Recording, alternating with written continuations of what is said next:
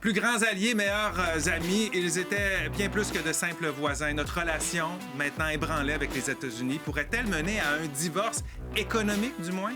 Avec Mika Guerrier, Déborah Cherenfant, Maude Goyer, le planificateur financier Fabien Major, c'est parti pour 30 minutes de débat.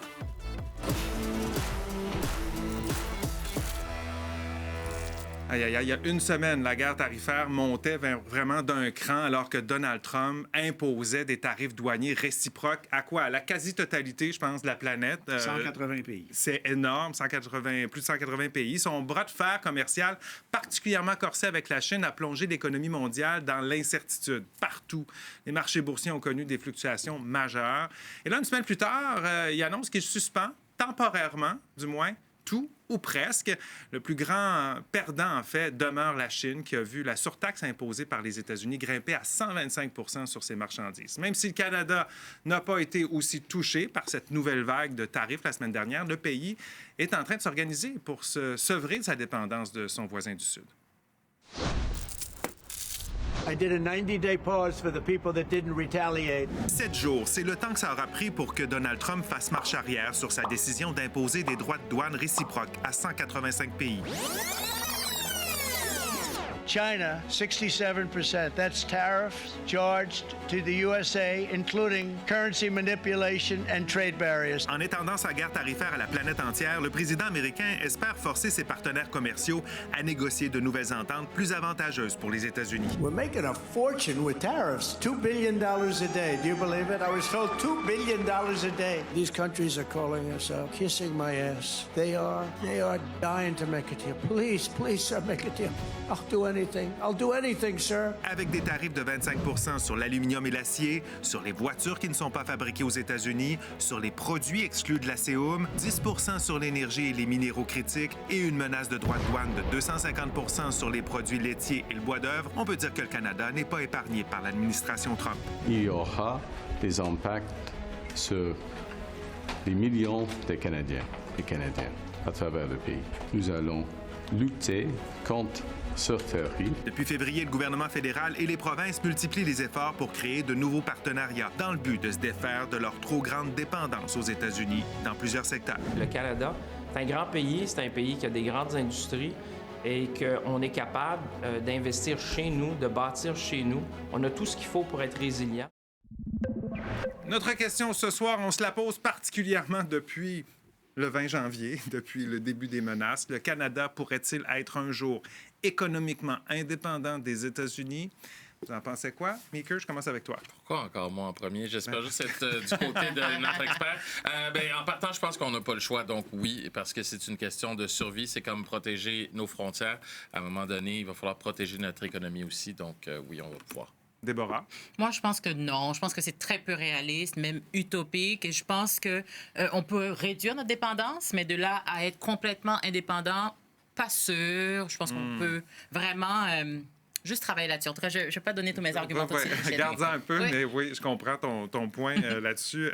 Maude, qu'est-ce que tu en penses, toi? Bon, moi, j'opte pour une vision positive et une lueur d'espoir. Donc, je vais répondre oui, mais ça ne sera pas pour demain matin. Puis je pense que ça va prendre des choix politiques courageux puis des décisions stratégiques, mais tranquillement, pas vite. Tu as fait le calcul, hein? On arrive avec Fabien. Maud et moi, on s'entend très bien. Il y a des raisons pour ça. Ton positionnement, Fabien. Oubliez ça. Les tarifs sont amoindris. Alors, demain, on se reconnecte sur Amazon, on sort sa Visa, on achète des gadgets Apple avec notre Coke Zéro. On est trop individualiste pour ça. Notre question est intéressant. Notre question il y a une brèche. Une brèche. On voit la brèche. Oui, c'est pas mal ça, l'objectif, c'est de trouver la brèche. Je te dis, ces arguments sont... Il y a une bonne liste. Notre question est sur Nouveau.info depuis 17 heures. On regarde ce que les internautes en pensent en ce début d'émission. Mais regardez comment c'est utilisé. J'aime ça comme ça.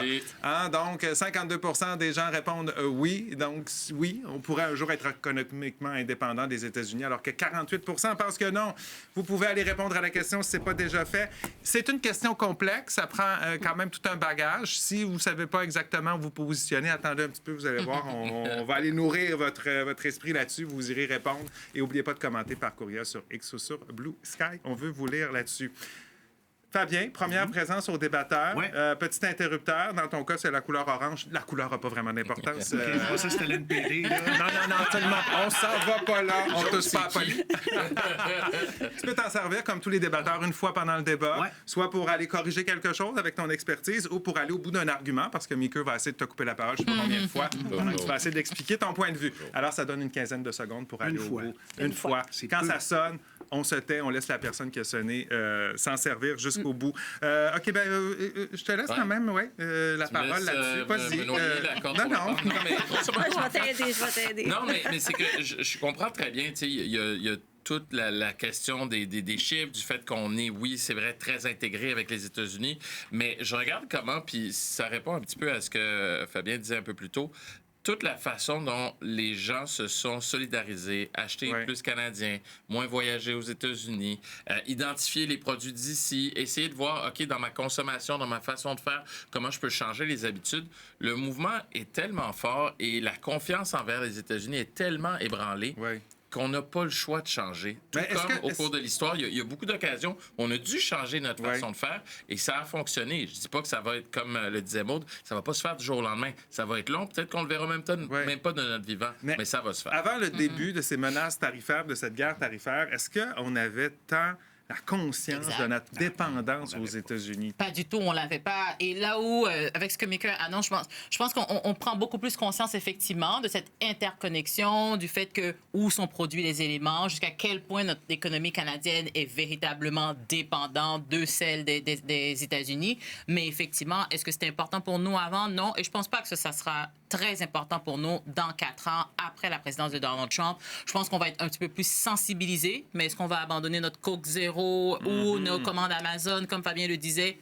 Ça, c'est quelques exemples, Amazon, des choses comme ça. Mais on a parlé récemment autour de la table, avec les tarifs automobiles, à quel point notre industrie automobile n'est pas juste dépendante, c'est complètement intégrée. Alors, comment on peut penser, Maude, qu'un jour, on pourrait dire...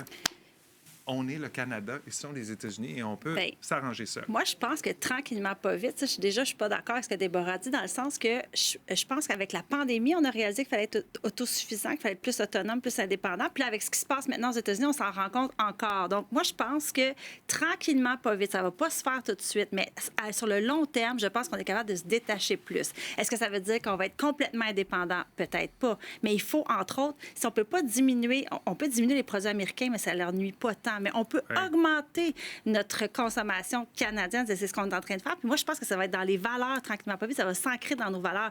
Les prochaines générations, ils sont sensibles à ce qui se passe en ce moment. Juste pour donner un chiffre, en 2023, nos exportations étaient près de 20 allaient ailleurs, nos exportations. Maintenant, c'est 30 en 2023. Donc, il y a quand même une tendance où nos exportations vont ailleurs. Moi, je pense que ça va juste s'accélérer. Puis là, on s'entend que les industries ici sont en train de se chercher de nouveaux marchés. Ça prend quand même un temps à développer ces relations-là. Quand on se nourrit d'économie, Fabien, je disais tout à l'heure, le simple citoyen a peut-être pris connaissance dans les derniers mois de l'importance de notre relation avec les États-Unis sur le plan économique, mais c'est à des niveaux difficiles même à cerner. C'est partout, dans tous les domaines. Oui, c'est dans tous les domaines, mais l'ADN économique de chaque individu, là, c'est notre dossier de crédit. Notre dossier de crédit, il est à 2 endroits, TransUnion, Equifax, 2 sociétés américaines. OK. Mais c'est l'identité de chacun des Canadiens, elle est aux États-Unis. Il faut sortir de ça. Moi, je suis renversé de voir qu'on a toujours ce système. Puis, les indices boursiers, on regarde le SPTSX, ça veut dire Standard & Poor's. C'est un groupe américain qui nous dit qu'est-ce qu'on devrait avoir dans la bourse canadienne.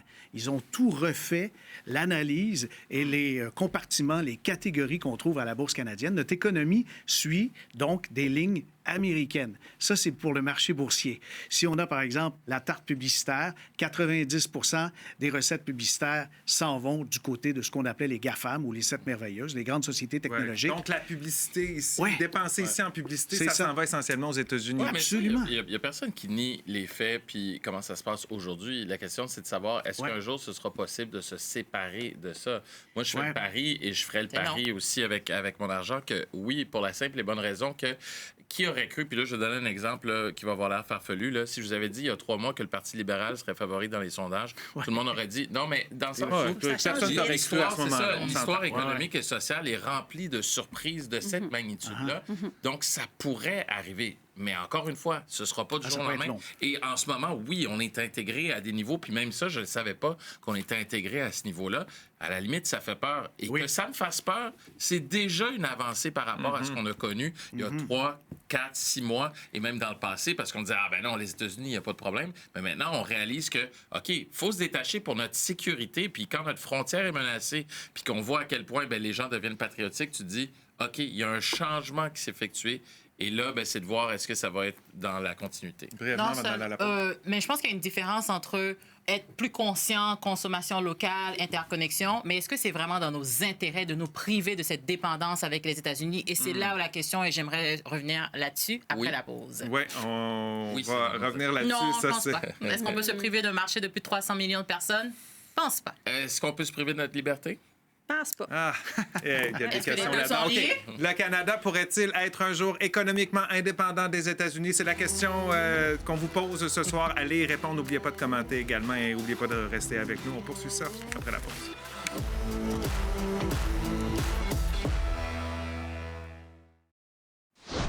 On est de retour au débatteur. Le Canada pourrait-il un jour être économiquement indépendant des États-Unis? C'est la question qu'on vous pose. Vous avez jusqu'à la fin de l'émission pour y répondre et commenter également. Comment on peut devenir indépendant, ne serait-ce qu'économiquement? Tu as parlé sur le plan de la sécurité aussi. Il y a plein, il y a plein d'aspects, là.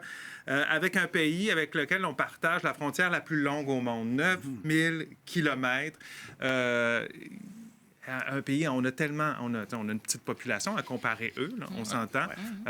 Difficile de produire ici. Oui, mais je pense qu'il faut, entre autres, éliminer les barrières tarifaires entre les provinces, qui sont comme d'à peu près de 7 là. J'ai lu 7 Donc, il faudrait s'aider entre nous, premièrement. Puis après ça, toutes nos énergies renouvelables, solaire, éolien, hydroélectricité, bien sûr, il faut exporter plus, il faut être fier de ça. On a des ressources incroyables. Notre eau... OK, mais tu dis exporter plus. Pour exporter, ça prend un client. Oui, c'est là, ça. pour de l'énergie, l'électricité, entre autres, le client, là, il est juste là, à l'autre bord de la frontière. Ah, il y a Saint-Pierre-et-Miquelon.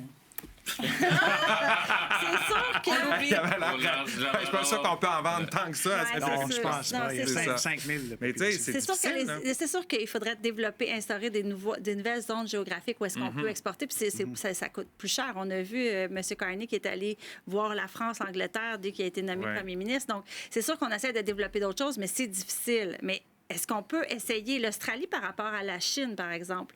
C'est un voisin proche, mais pas la même frontière que nous, évidemment. Mais ils ont quand même développé des stratégies pour avoir plus d'indépendance commerciale. Ils ne sont pas complètement dépendants, mais c'est quand même intéressant ce qu'ils ont réussi à faire. Et ils ont beaucoup de choses à offrir. Tu sais, si on prend l'exemple de l'Australie, c'est pas pour rien qu'on est allé acheter un radar en Australie, qui l'eût cru. Pourquoi le Canada peut pas avoir ce rôle-là? On parle, entre autres, des barrières tarifaires chez nous, mais la recherche, investir dans la recherche comme d'autres pays le font, devenir justement un incubateur de recherche, entre autres, et de ces ressources intellectuelles-là, ça devient important aussi, ça devient un moteur économique. Oui. Tout ce que mes collègues disent qui défendent la position, oui, je suis d'accord. J'ai même envie de dire que c'est bien, la diversification. C'est la direction qu'on doit prendre. Par contre, c'est plus coûteux, ça sera moins efficace, encore une fois, que de bénéficier et de garder notre économie minimalement interreliée avec celle des États-Unis. Parce qu'encore une fois, est-ce qu'on veut se priver d'un marché de la plus grande économie occidentale et de 300 millions de consommateurs, encore une fois? Moi, je pense que cette indépendance économique va nous coûter beaucoup plus cher à nous, les Canadiens, qu'aux États-Unis. OK. Mais donc, ce que je comprends, c'est que, bon, par exemple, Déborah, Fabien, vous me dites l'indépendance du Canada sur le plan économique, c'est utopique. Mais qu'est-ce qu'on peut faire pour diminuer notre dépendance à l'économie américaine? Bien, je crois que ça passe par le numérique. Au niveau informatique, par exemple, les systèmes d'exploitation, on n'a pas grand choix. Hein? C'est Windows ou encore, vous avez Apple, puis il y en a qui vont Les utiliser... compagnies américaines, là. Oui, les compagnies Il faut américaines. développer nos propres produits ici? Oui, il y a Linux, mais c'est marginal comme part de marché. Les systèmes qui permettent, entre autres, de gérer les bases de clients. Le géant mondial, c'est Salesforce, une compagnie américaine. Les CRM, toutes les entreprises ont des logiciels comme ça. Alors, tout ce qui est logiciel, tout ce qui est télécom, tout ce qui est intercommunication... Donc, développer nos propres systèmes ici Ouais. C'est pas évident là, quand les autres, Non. le compétiteur américain Monopole. est déjà Non, développé mais- puis il est déjà le Et monopole. puis quand les bases de données sont aussi américaines comme Oracle, Ouais. eh, Oui, mais là, on part de loin. Mais on Mais peut ça, c'est vrai pour la commencer parce planète. que tout ce qui est éducation, innovation, savoir au Canada, entre autres avec Mila, avec c'est un institut en intelligence artificielle qui est Ben ça, reconnu à là-dessus, travers le l'intelligence monde. Donc, ça s'en artificielle, vient. Mais oui, mais ça veut dire, comme Mickey disait tout à l'heure, ça change tellement vite. Il y a 3 mois, on n'aurait pas dit le Parti libéral. Ben, c'est la même chose. L'intelligence artificielle, ça peut aller très vite. Est-ce qu'on ne pourrait pas développer? Il faut miser sur ces secteurs-là. Ouais. Ça, c'est OK, clair. mais pour en moi. termes Il y a de une autre pro- cho- ouais, mais il y a une autre chose aussi, puis je comprends ce que Déborah a dit. Est-ce qu'on peut se priver d'un marché? Le but, c'est pas de se priver. C'est de dire... Ah oui. Non, parce que le but, c'est de dire... Ah, vous en voulez pas, il n'y a pas de problème, il y a d'autres gens qui en veulent et on n'a pas besoin seulement de vous C'est ça. pour fonctionner. C'est là le problème qu'on parle d'interdépendance. C'est que justement, on voit seulement avec nos gros yeux les signes de dollars puis on se dit, ah, le marché américain, il est à côté, il est accessible, c'est ce qu'il y a de plus facile. Qu'est-ce qu'on peut faire? L'expression en anglais, le fruit qui pend le plus bas, là, le lowest hanging Low fruit, hanging fruit. ben, c'est ça, c'est les États-Unis. Mais si tu vas un petit peu plus loin, tu peux peut-être aller chercher des ressources qui sont beaucoup plus intéressantes Donc ça et qui prendrait- sont moins risquées OK. aussi. Parce que là, en ce Ben, Mais moment... c'est du très, très, très, Génération, très long terme. très on mais, s'entend. long terme. mais on n'a pas parlé encore du risque. Ça, il faudrait qu'on en parle aussi à un moment Puis le donné. risque est du côté canadien. Et c'est pas Il est- seulement le lowest hanging fruit, c'est que c'est the closest business fruit, j'ai envie de c'est dire, ce que si je j'innove un ouais. mot ce soir. Mais effectivement, par rapport à ce que Michael disait, la réaction, donc là, vous voulez pas, je trouve que cette réflexion-là, où les positions pour, sont beaucoup plus des réactions émotives. Donc, on est dans la réaction, on se dit, ouais, mais c'est Trump pas ne émotif. veut pas, les États-Unis ne veulent pas de nous, bon, ben nous, on va être autonomes, puis nous, on va développer Ouais, notre mais propre chose. la menace Prenons un est pas de réelle. recul. Est-ce que La c'est menace une- est réelle, mais de moins en moins. Est-ce que c'est une décision, une réaction émotive, Fabien, ou c'est un,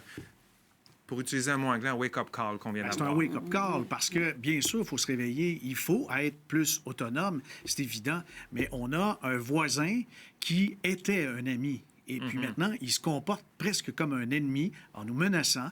Puis moi, je pense à la route principale qui amène les denrées vers le nord-est de l'Amérique, c'est le fleuve Saint-Laurent.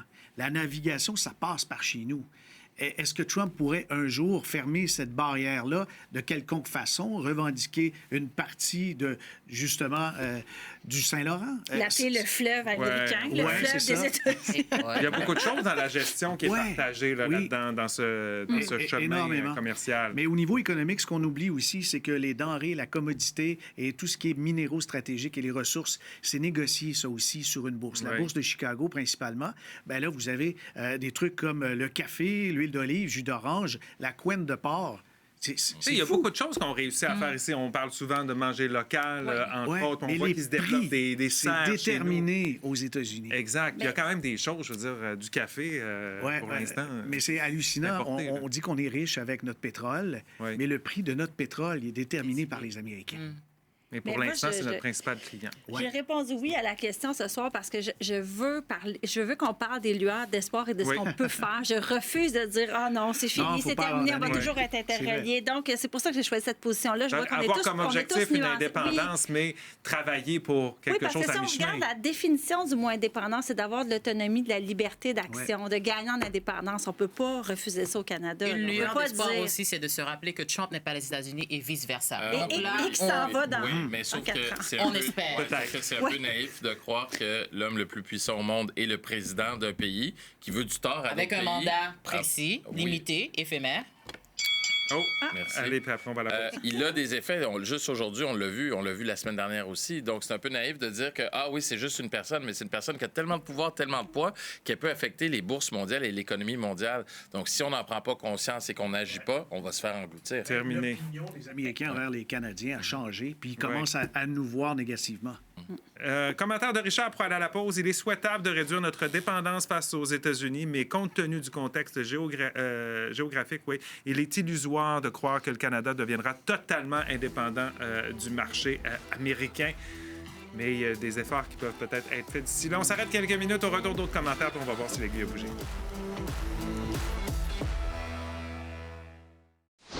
Est-ce que c'est possible de penser qu'un jour, on sera économiquement indépendant des États-Unis? C'est la question de ce soir. Commentaire de William. Il dit « Je crois qu'on a tous les outils et les ressources pour le faire. La question est de savoir si la volonté y est.